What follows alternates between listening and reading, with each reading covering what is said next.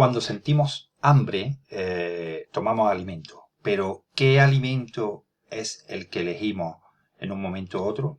Pues muchas veces depende de si necesitamos hidratos o si necesitamos grasa o si nuestro cuerpo nos pide otro tipo de alimento. Para ingerir los alimentos, lo primero que hacemos es la fase de masticación. La masticación, para eso usamos los dientes, los incisivos tienen una fuerza de corte de hasta 25 kilogramos y los molares tienen una fuerza de hasta 100 kilogramos. Todo esto está regulado por el nervio trigémino, el quinto par, que depende de los núcleos del tronco encefálico que hace movimientos rítmicos. Para el reflejo masticatorio es necesario que se inhiban ciertos músculos de la masticación, entonces la mandíbula baja, y luego se activan otros músculos de la masticación y la mandíbula sube. Y la contracción de cierre y rebote repetitivo es lo que se llama el reflejo masticatorio. Para la masticación de vegetales y frutas crudas, tenemos que saber que los vegetales tienen una capa de celulosa que es indigerible. Entonces es importante que la masticación sea abundante, sea exhaustiva, para que esos nutrientes se repartan, se dividan en pequeños trocitos y puedan actuar las enzimas y digerirse. Para la deglución existen 3 fases.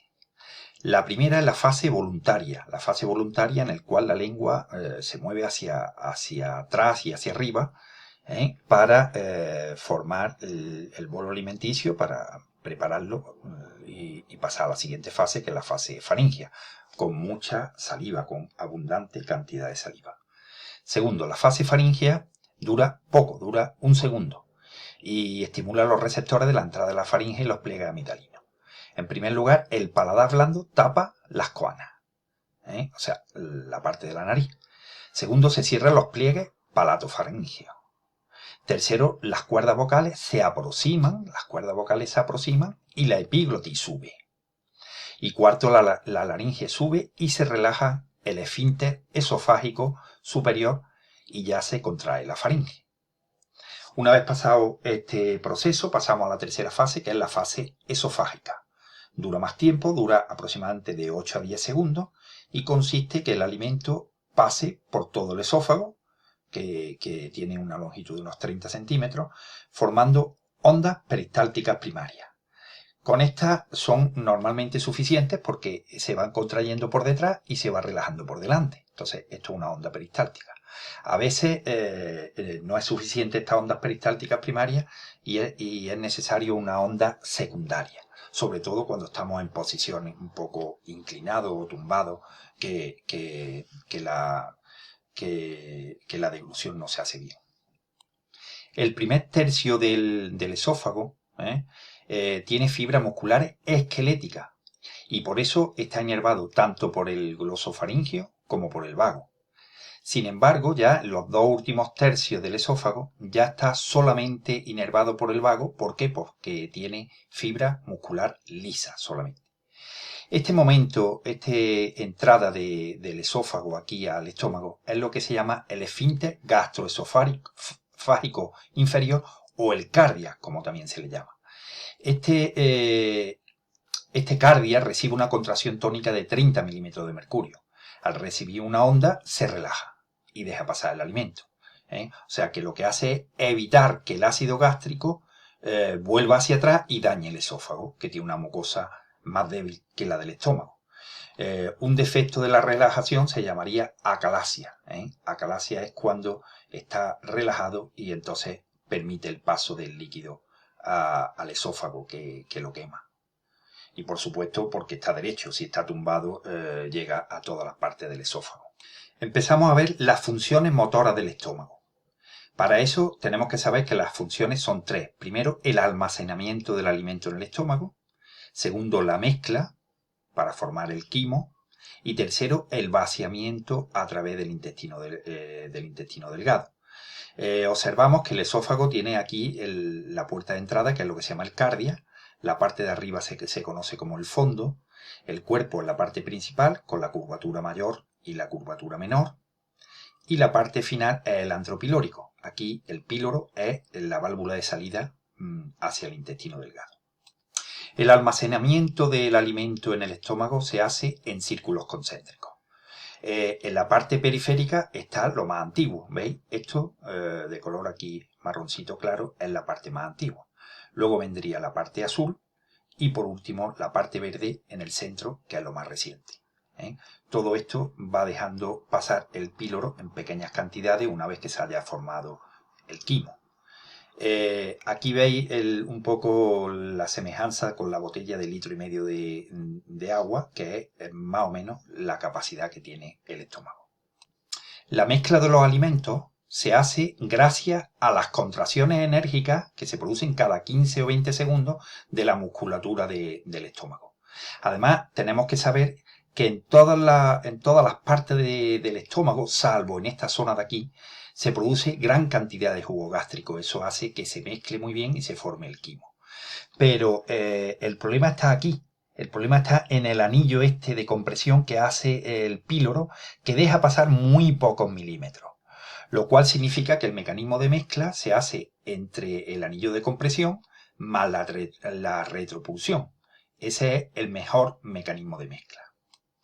Lo primero que tenemos que saber, ¿qué es el quimo? El quimo es la mezcla del alimento masticado con la secreción de los jugos gástricos.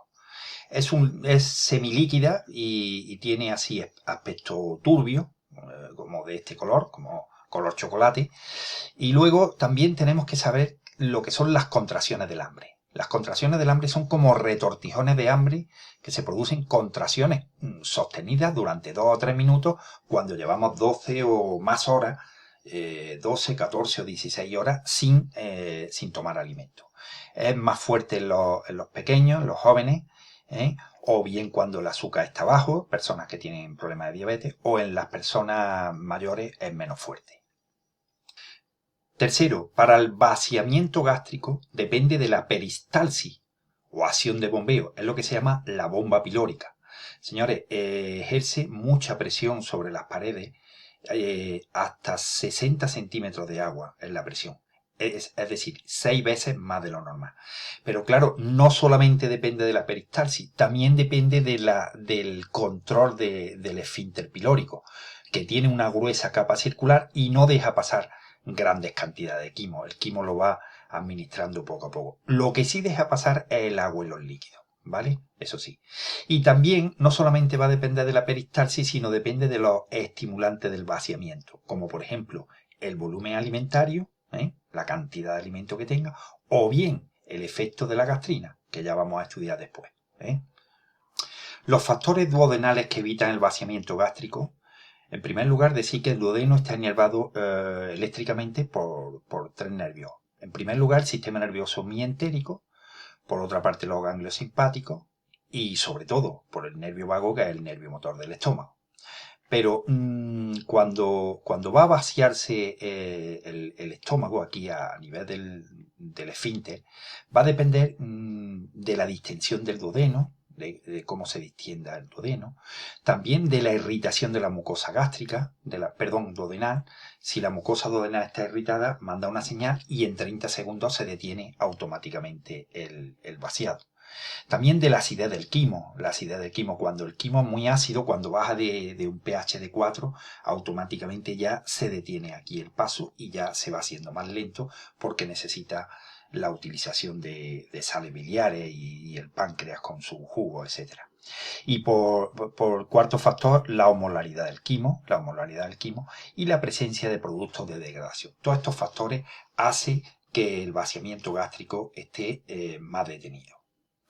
Además, otros factores que detienen el vaciamiento gástrico depende de la cantidad de grasa y de la cantidad de proteínas que tenga el alimento, sobre todo la cantidad de grasa. Porque fijaros una cosa, si el alimento tiene mucha grasa, produce una inhibición por una parte de la bomba pilórica y por otra parte produce una contracción bastante importante del píloro que detiene el paso del quimo.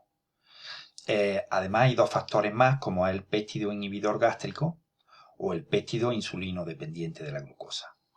Ahora vemos los movimientos del intestino delgado. se producen la contracción de mezcla o segmentación. ¿Y por qué se llama así? Porque cuando entra el quimo, cuando roza con la pared, con la mucosa, entonces produce contracciones que se forman como trozos de embutido, se van formando como trozos de embutido y se van formando de duración aproximadamente de cada minuto. Va formando una de estas contracciones. Y la frecuencia depende de las ondas lentas de la pared. En el caso del intestino delgado puede llegar hasta un máximo de 12 contracciones, 12 segmentaciones por minuto. Y en el ilion lo normal como máximo puede ser de 8 a 9 pulsaciones por minuto.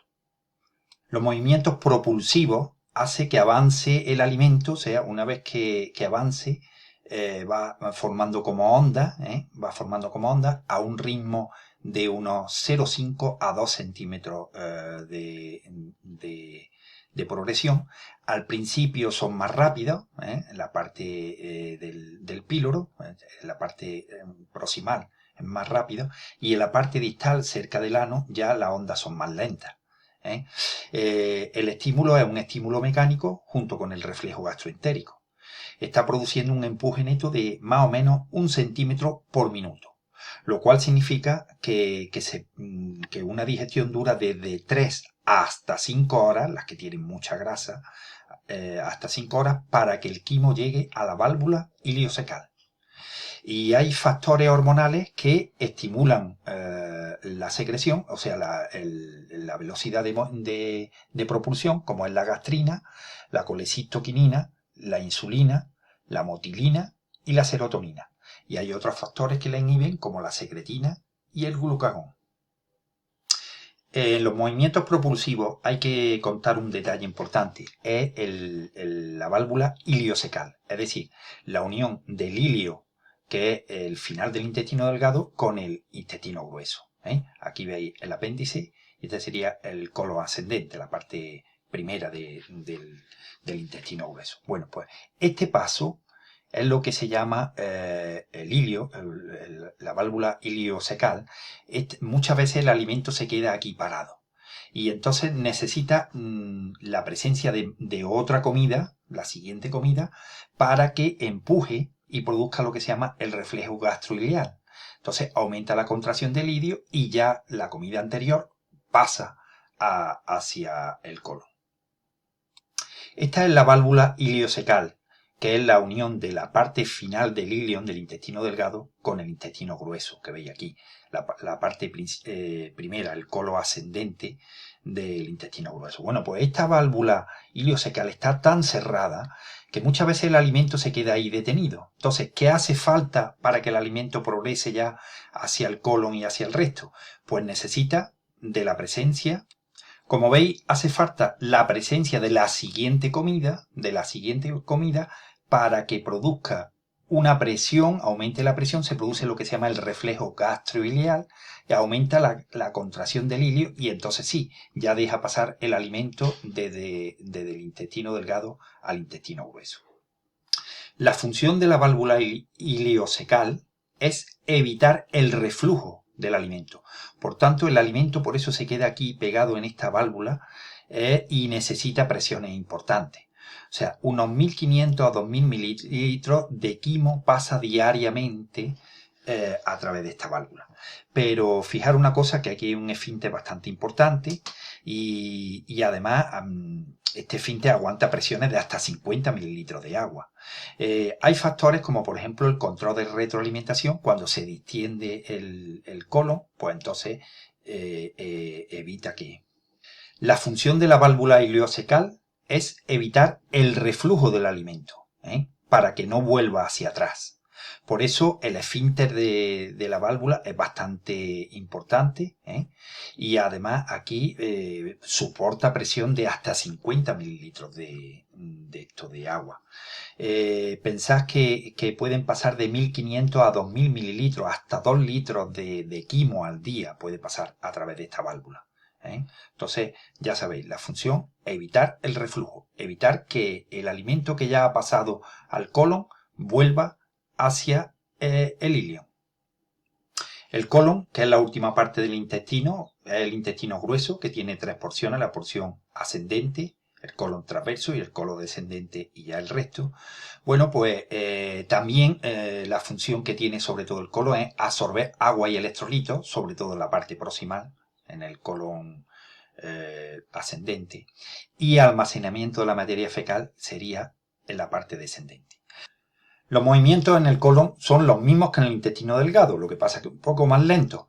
Sería movimiento de mezcla y movimiento de propulsión. Y es un poco curioso porque, fijaros, por una parte se produce una contracción circular. Eso es a nivel transverso. Fijaros que se estrecha hasta 2,5 centímetros en cada segmento. Ese es el de contracción circular. Pero por otra parte está los movimientos de contracción longitudinal, ¿veis? Que se forman como una especie de tenias cólicas. Estas tenias cólicas lo hace de manera longitudinal. Bueno, pues la mezcla entre la contracción circular y la longitudinal es lo que se llama austras. Y estas pueden llegar a una intensidad máxima cada 30 segundos. Fijaros una cosa, que se puede tardar de 8 a 15 horas para llevar el quimo hasta la válvula iliocecal, hasta el ciego. Y se puede llegar a formar de 80 a 200 mililitros de materia fecal. Aquí vemos el segundo movimiento del colon, que es el movimiento de propulsión. Es lo que se llama el movimiento de masa. Esto es una radiografía donde se ven las heces, donde van progresando las heces a través del colon ascendente y transverso hasta que llega al recto. Se produce de 1 a 3 veces al día este tipo de reflejo. Y sobre todo, el más importante es el que se produce 15 minutos después del desayuno. ¿En qué consiste? Primero se produce un anillo de constricción, sobre todo a nivel del colon transverso. Luego los siguientes 20 centímetros pierden la austra y ya empieza a contraerse todo como una unidad. Dura unos 30 segundos y se relaja 2 a 3 minutos. Luego ya viene el deseo de defecar. Pensad que el reflejo gastrocólico y el reflejo duodenocólico favorecen los movimientos de masa. Ya por fin, para que se produzca la defecación, es necesario que las heces en primer lugar estén aquí en la ampolla rectal antes de pasar al recto. Una vez que pasan al recto van progresando por la pared y se quedan aquí acumuladas en la parte final del recto. Pero tenéis que tener en cuenta que en el recto tenemos dos tipos de esfínter. Un esfínter interno que es de musculatura voluntaria, por tanto es una contracción tónica y es involuntario porque son fibras musculares lisas. Y luego tenemos el esfínter externo, que sí es voluntario porque tiene fibras musculares esqueléticas y están inervadas por el nervio pudendo. Acordaros que os dije que los dos únicos músculos voluntarios del aparato digestivo son los de la masticación y los de la defecación. Bien, para que se produzca la defecación hace falta que se produzca el reflejo de la defecación. Para eso las heces tienen que hacer presión sobre las paredes. Por una parte, la heces entra en el recto. Segundo, emiten señales al pleso mientérico. Tercero, se inician ya las ondas peristálticas en el colon descendente y recto. Y cuarto, se relaja el esfínter interno por la heces.